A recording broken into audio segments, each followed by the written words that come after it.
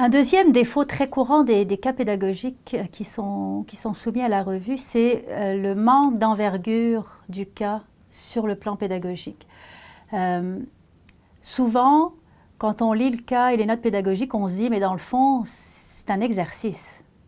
Ils veulent que j'applique telle théorie ou ils veulent que j'arrive à telle bonne réponse, puis ça, pour moi, ce n'est pas un cas, c'est plus un exercice. Des fois, c'est une illustration, mais tout ça peut se ramasser en disant que quand on regarde, quand on lit les objectifs pédagogiques qui sont visés par le cas, bah souvent, c'est des objectifs qui visent justement à illustrer, à comprendre une théorie, à appliquer une théorie.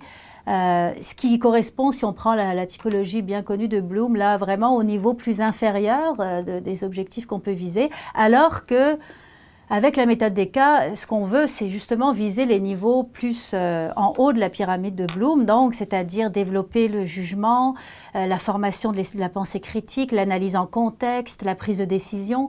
Donc c'est sûr que si le cas ne sert qu'à appliquer telle théorie, bah, ça ne marche pas avec l'idée qu'un cas doit plutôt viser des objectifs pédagogiques un peu plus supérieurs. Donc, quand on lit le cas, quand on lit les notes pédagogiques, on voit les occasions de débat, on voit qu'il y a plusieurs théories qui pourraient éclairer le cas. On voit surtout qu'il y a plusieurs réponses possibles aux questions qui sont posées. Ah, dans le fond, d'un côté, je dirais ça, mais de l'autre. Alors, on imagine déjà toute la richesse que ça pourrait donner en classe. S'il n'y a pas cette richesse et cette notion de débat et non pas de route vers une réponse unique, on n'est pas en présence vraiment d'un cas d'envergure et d'un cas pédagogique à proprement parler.